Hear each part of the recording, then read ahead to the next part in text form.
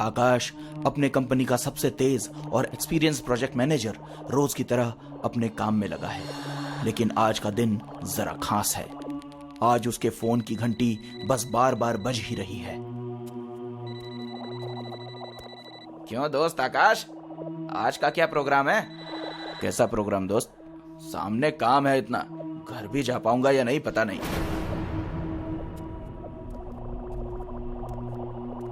बोल अभिनव। Happy birthday मेरे शेर, कैसा है यार? ओहो, thank you so much, thank you so much. याद से कॉल कर लिया। मैं बिल्कुल ठीक हूँ, तू कैसा है? बस कट रही है यार। अच्छा सुन, बस फिर दिन भर आकाश को बर्थडे विश करने के लिए कॉल आते रहे। एक तरफ काम शुरू था और दूसरी तरफ फोन पर औरों से बात करना।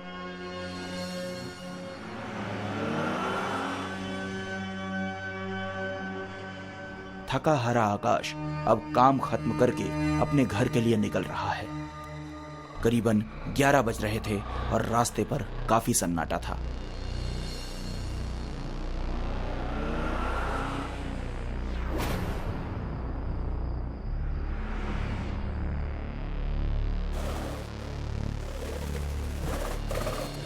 कार पार्किंग में लगाकर आकाश अपने लैच से दरवाजा खोलता है।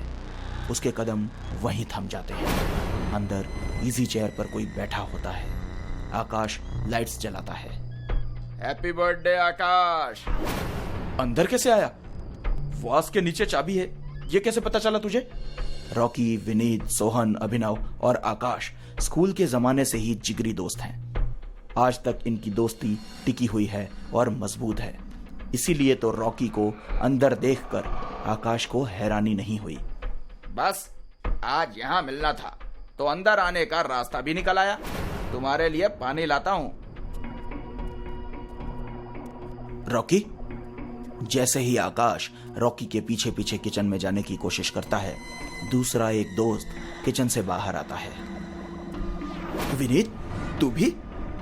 ये सब क्या है? हैप्पी बर्थडे आकाश, तुम्हें विश करना था तो आ गए। लेकिन ये सब खून वून कैसा? अरे छोड़ो, अभी वक्त है तो मिल लो, क्या पता कल क्या हो जाए। विनीत की ऐसी बातें सुनकर आकाश जरा सा चिढ़ जाता है। वो अंदर किचन में जाता है तो उसे रॉकी कहीं दिखाई नहीं देता। वो यहाँ वहां देखता है, तभी दरवाजे की घंटी बजती है। आकाश दरवाजा खोलता है।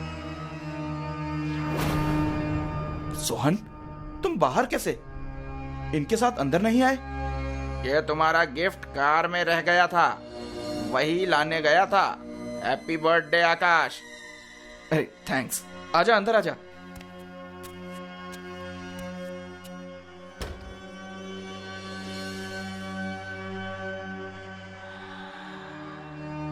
ये लाल कलर कहां से ले आए इतनी रात को? देखो, अब मजाक बहुत हो गया।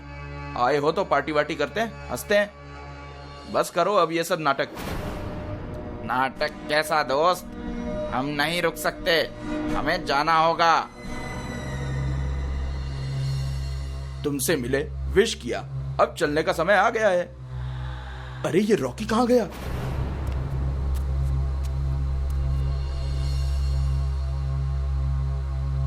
केक काट लो आकाश, ताकि हम लौट सकें। हम ज्यादा देर रुक नहीं सकते। मतलब? हमें ज्यादा रुकने की इजाजत नहीं है। रॉकी, विनीत और सोहन की इन बातों से पहले तो आकाश की हंसी निकलती है, लेकिन जैसे जैसे उन चारों की बातें आगे बढ़ती हैं तो आकाश के चेहरे पर गुस्सा छलकने लगता है। इतने में कैंडल्स लाने विनीत किचन में जाता है। तब आकाश को फर्श पर उसके पैरों के ऐसे निशान दिखते हैं मानो वो किसी के बहते हुए खून के ऊपर चलकर आया हो।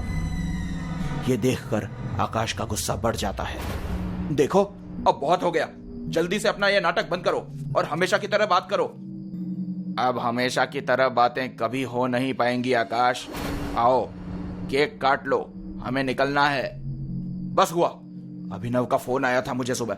उसने बताया कि तुम लोगों ने आज ये घोस्ट प्रैंक करने का प्लान किया है, तो अब ये सब करके कोई फायदा नहीं है। चलो, पहले तो अपना मुंह और ये शर्ट्स वगैरह धोकर आओ, केक काटेंगे। ये कहकर आकाश हंसने लगता है, लेकिन बाकी तीनों के चेहरे से मानो हंसी गायब ही है। सोहन कहकर कि पहले केक काट लो, फिर बात करेंगे। आकाश अंधेरे में ही कैंडल्स बुझाकर केक काटता है। हैप्पी बर्थडे टू यू का तीनों का गाया हुआ सॉन्ग उसे सुनाई देने लगता है। Happy birthday to you, happy birthday to you. इतने में उसके फोन की घंटी बजती है और फोन उठाता है। बोल अभिनव।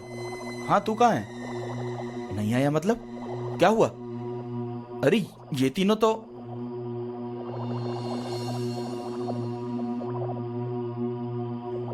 मैंने ये बताने के लिए फोन किया है कि वो तीनों अब कभी नहीं आएंगे। तुम्हारे घर से थोड़ी दूर ही उनका कार में एक्सीडेंट हो गया। कोई नहीं बचा तीनों में से आकाश, कोई नहीं बचा। व्हाट? जैसे ही आकाश पीछे मुड़ता है तो उसके सारे दोस्त वहां से गायब हो जाते हैं। वहां उसे कोई नहीं दिखता और जो फर्श पर खून के पैरों के निशान थे वो भी गायब हो जाते हैं। वहां पर सिर्फ और सिर्फ उसके बर्थडे का वो केक रह जाता है और इसे देखकर आकाश बहुत भावुक हो जाता है। तो दोस्तों, इस कहानी का सारांश ये है कि अपने दोस्तों की कदर करो, क्योंकि कब आपको जिंदगी में कौन कहां छोड़ के चला जाए, जिंदगी का कोई भरोसा नहीं।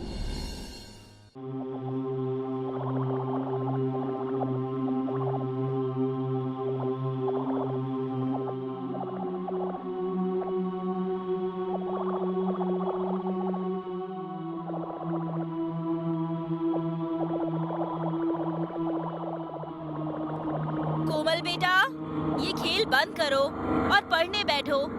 कोई सामान टूट जाएगा। मैं खाना बनाकर लाती हूँ। नहीं माँ, मुझे अभी खेलना है। यहाँ नहीं तो बाहर खेल लेती हूँ। मैंने कहा ना, नहीं खेलना। चलो पढ़ने बैठो। नहीं, मुझे खेलना है तो खेलना है। बहुत जिद्दी हो गई हो तुम कोमल। ठीक है, जाओ, लेकिन एक शर्त पर। पहली कि तुम घर से दूर नहीं जाओगी, और दूसरी, कोई भी अनजान आदमी और गाड़ी गली में आएगी तो तुम तुरंत घर के अंदर आ जाओगी। बोलो, प्रॉमिस करती हो? पहले आप बताओ, आप ऐसा प्रॉमिस क्यों ले रही हो? क्योंकि आजकल बच्चे उठाने वाले गंदे लोग शहर में घूम रहे हैं, जो धोखा देकर बच्चों को उठा ले जाते हैं। इसलिए तुम प्रॉमिस करोगी तभी मैं तुम्हें बाहर जाने दूंगी। बोलो, करती हो प्रॉमिस? प्रॉमिस।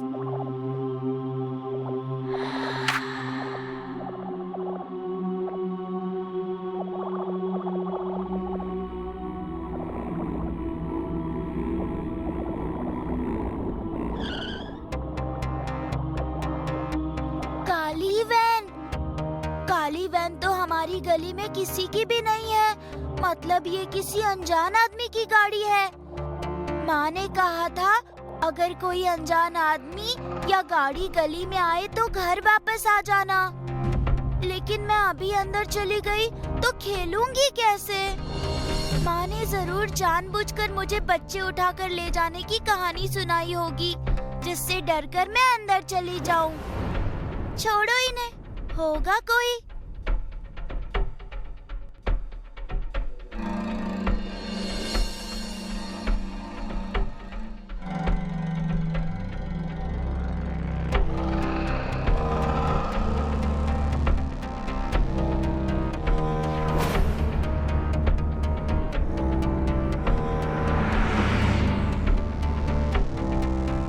क्या लगता है तुझे, कितने मिल जाएंगे इस लड़की के? अबे 10-12 साल की है, 2 लाख तक तो मिल ही जाने चाहिए। मुन्ना, कब तक यार हम ये 2-3 लाख के चक्कर में पड़े रहेंगे? इस बार कुछ अलग करते हैं। इसे कोठे पर बेचने की जगह किसी करप्ट डॉक्टर को बेच डालते हैं। किडनी, आंख, कान, लीवर के कम से कम 8-10 लाख तो मिल ही जाते हैं। तुझे कैसे पता? पिछले महीने जेल में लंगड़े गैंग का आदमी मिला था, अब्दुल, उसी ने बताया था। मगर करप्ट डॉक्टर ढूंढेंगे कैसे? उसी से बात करेंगे। जुगाड़ सेट करने का 2 लाख दे देंगे।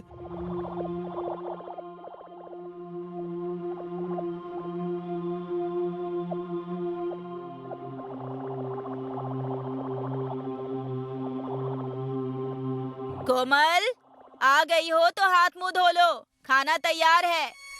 ये लड़की भी ना पढ़ाई लिखाई पर जरा भी ध्यान नहीं है, हरदम खेल खेल और खेल।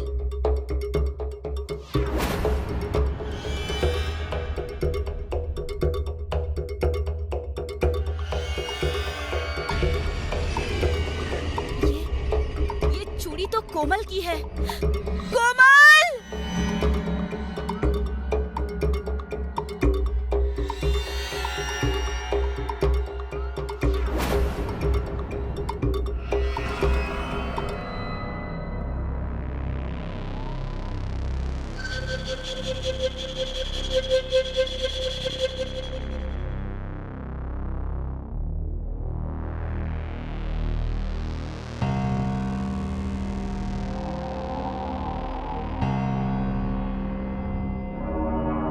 गाड़ी रोक, पेट हल्का करना है।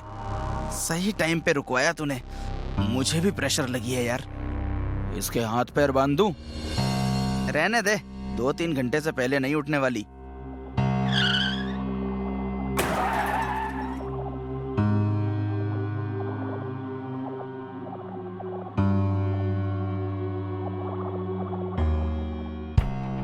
अबे वो भाग रही है, पकड़ उसे।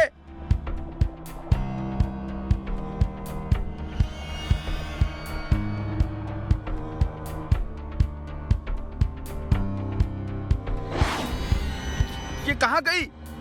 साले, मैंने बोला भी था लड़की के हाथ पैर बांधने के लिए। अबे तो बांध देता, पूछा क्यों? चिल्लाओगी तुम्हें पता चल जाएगा। लगता है उल्लू बना गई छोकरी। जो नुकसान हुआ उसका क्या करें? ये नहीं तो कोई और बच्चा मिल ही जाएगा, अपने माँ बाप को अनसुना करके सुनसान जगहों पर खेलता हुआ, जिसे हम जैसे अजनबी किडनैपर्स के पास आने से कोई समस्या नहीं होती। गांव के लोग खेतों में डब्बा उठाते हुए आते ही होंगे, हमें देख लिया ना तो मुश्किल हो जाएगी। चल यहाँ से।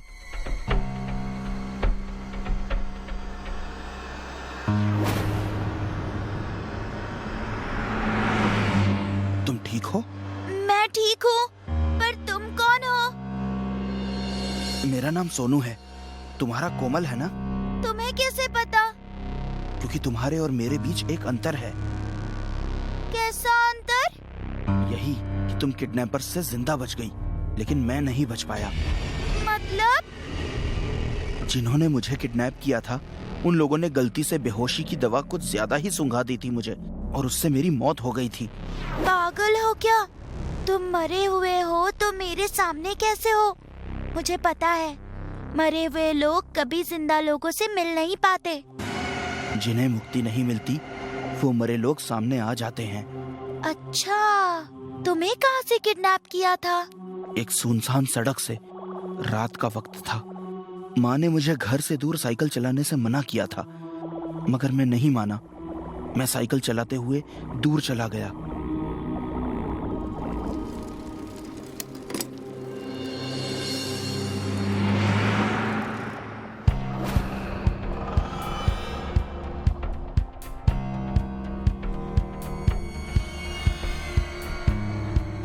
भाई, बच्चा तो सांस ही नहीं ले रहा है, ये तो मर गया। साले, तूने इस बार भी बेहोशी की दवाई ज्यादा मिला दी होगी। इस महीने 3 बार तूने एक ही गलती की है। ऐसा ही चलता रहा तो धंधा बंद हो जाएगा हमारा। फेंक इसे बाहर, और साइकिल भी फेंक दे।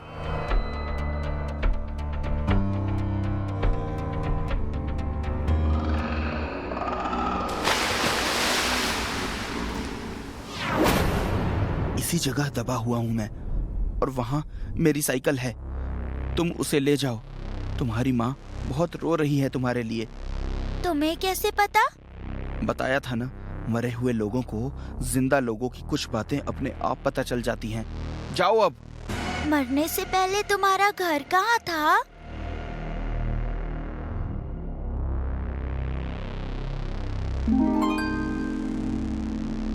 कहाँ चली गई मेरी बेटी। माँ, कोमल, तुझे कहाँ कहाँ नहीं ढूंढा मैंने। सॉरी माँ, अब से मैं आपकी हर बात मानूंगी और आपकी हर सीख को मानूंगी। ठीक है बेटा, ठीक है, पर तू चली कहाँ गई थी? मुझे किडनैप कर लिया गया था माँ, लेकिन सोनू ने मुझे बचा लिया। सोनू कौन है बेटा? आप कौन? आंटी, मुझे पता है सोनू कहाँ है।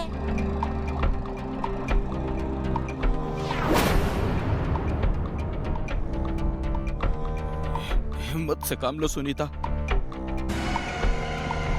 सोनू, मैंने आपको अनसुना किया था माँ, और ये उसी की सजा है जो मैं इतनी प्यारी माँ से अलग हो गया।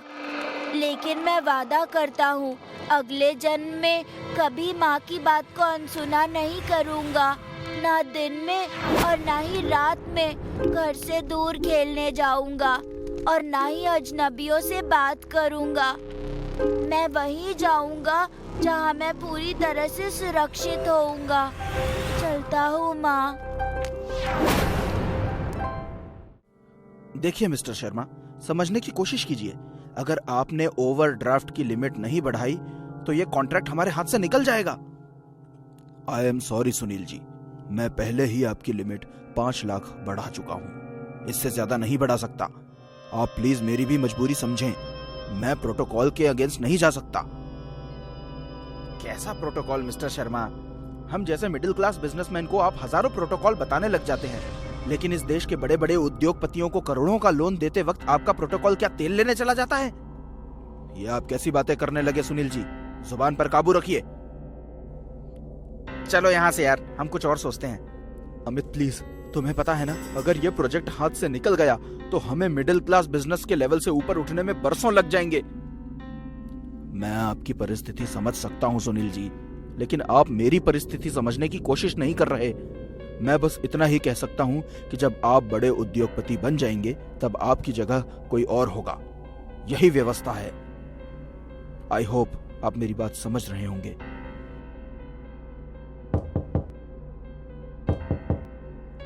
थैंक यू मैनेजर साहब, पैसे मिल गए। पैसे पूरे हैं ना सेठी जी? जी पूरे 25 लाख हैं। ठीक है सेठी जी, बेटी की शादी में बुलाना मत भूलिएगा। अरे आप तो घर के हैं, आपको तो काम करवाना होगा। पक्का, पहले ही पहुंचूंगा। चलिए चलता हूँ।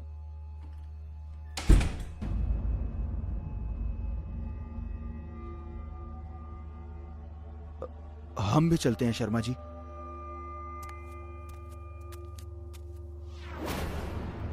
अब क्या करेंगे?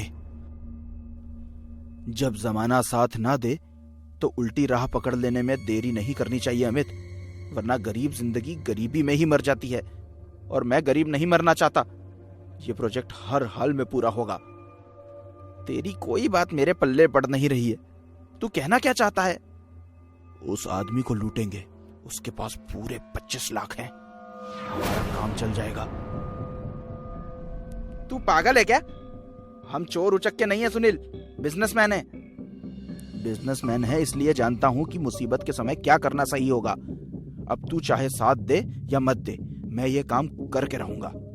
बोल, तेरा क्या फैसला है? अगर उसने हमें पहचान लिया तो उसे मार डालेंगे। जल्दी बोल, साथ देगा या मैं अकेले जाऊं? वो जा रहा है। टेंशन मत ले, मैं ये काम अकेले कर लूंगा।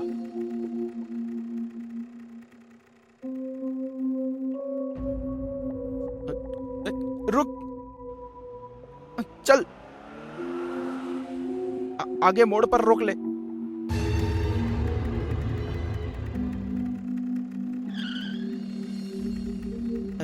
क्या हुआ बेटा? कुछ नहीं अंकल, गाड़ी थोड़ी गर्म हो गई है। अरे आप दोनों तो अभी बैंक में थे ना? ठीक है, आगे एक गैरेज है, मैं वहां से मैकेनिक को भिजवाता हूँ।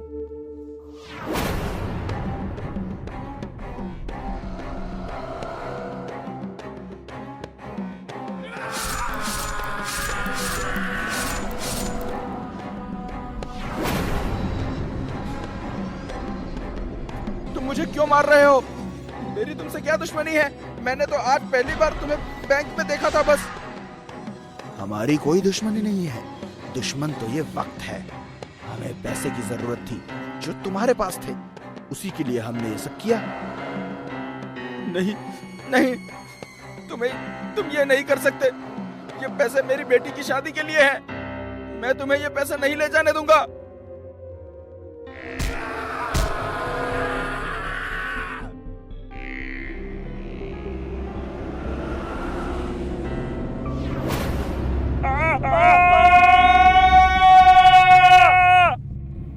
हे आत्मा, इस धरा पर तेरा समय पूर्ण हुआ।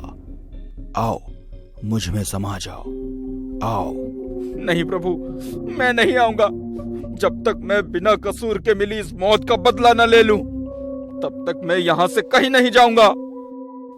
यही जीवन चक्र है आत्मा। जीव के धरा पर आने के बहाने बहुत हैं, तो जाने के भी बहाने बहुत हैं। उन्हीं बहानों में से एक बहाने के हाथों तुम मेरे पास वापस आ रहे हो। मुझे आने में कोई दुविधा नहीं है प्रभु, लेकिन जिन लोगों ने मेरी बेटी की शादी और उसके भविष्य पर प्रश्न चिन्ह लगा दिया है, मुझे उन लोगों से बदला लेना है। उन्हें उनके लालच का फल चखाना है। यदि इस जीवन में मुझसे कभी भी कोई अच्छा काम हुआ हो, तो उसका फल मुझे दे दो प्रभु। मुझे अपनी मौत का बदला लेने दो। इस धरा पर रहते हुए तुमने एक नहीं, कई कार्य अच्छे किए हैं आत्मा। उन कार्यों के परिणाम स्वरूप मैं तुम्हारी यह इच्छा भी पूरी करता हूं। अधर्म को धर्म से पराजित होना और बुराई को अच्छाई के हाथों मरना ही नियति है। किंतु इसमें एक समस्या है आत्मा। कैसी समस्या प्रभु? तुम्हारा शरीर तो कुचला जा चुका है, और बिना शरीर के मैं तुम्हें बदला लेने की इजाजत नहीं दे सकता। प्रभु, जिन पत्थरों से उन लोगों ने मेरे शरीर को नष्ट किया है, मैं चाहता हूँ मुझे उन्हीं पत्थरों में डालकर इंसाफ करने में मेरी मदद करें। तुम्हारी यह इच्छा पूर्ण हो आत्मा। तथास्तु।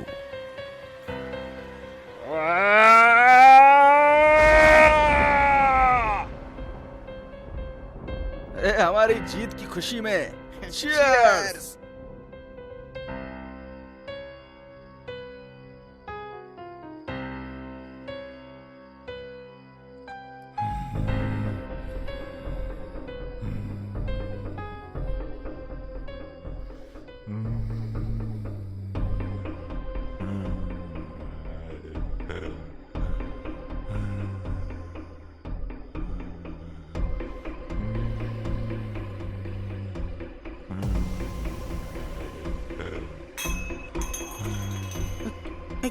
ये क्या था?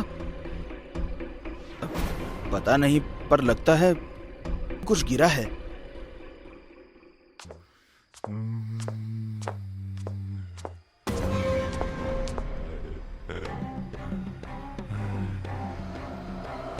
मरने के लिए तैयार हो जाओ। तुम कौन हो और ये पत्थर सी शक्ल क्यों बना रखी है? हमारी तुम्हारी क्या दुश्मनी है जो तुम हमें मारना चाहते हो? तुमने 3 सवाल किए हैं, तो आखिर सवाल का मैं तुम्हें सबसे पहले जवाब देता हूँ। मेरी तुमसे कोई दुश्मनी नहीं है। दुश्मन तो ये वक्त है।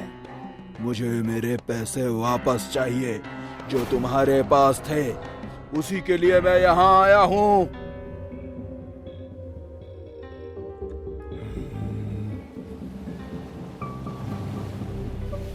दूसरा सवाल का जवाब है, ये शक्ल तुम दोनों ने ही मुझे दी है।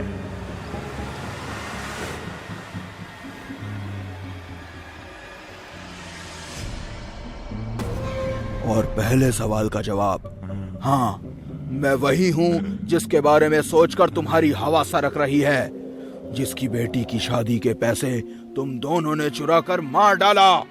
मैं वही सेठी हूँ। नहीं, ये नहीं हो सकता है। तुम तो मर चुके हो। हाँ, मैं मर चुका हूँ, लेकिन तुम जैसे पैसों के अंधे अधर्मी लालची इंसानों को सबक सिखाने के लिए भगवान भी अपने नियम बदल लेते हैं। इस बदले नियम की पूर्णता तुम दोनों की मौत से पूरी होगी। नहीं नहीं नहीं, हमें मत मारो, मैं तुम्हारा पैसा तुम्हें वापस दे दूंगा। हमें मत मारो, हमें मत मारो, ये रहा तुम्हारा पैसा। पैसों से मौत को खरीदा नहीं जा सकता बुरी आत्माओं, और उन पैसों से तो बिल्कुल भी नहीं जो तुम्हारे है ही नहीं।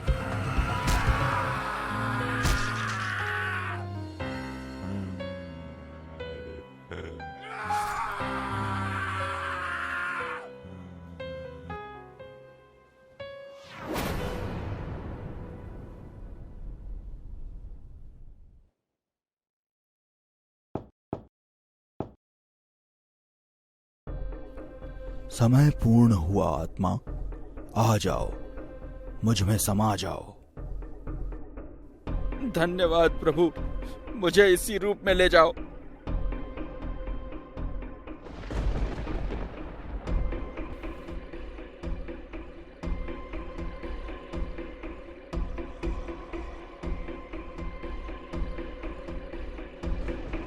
पापा,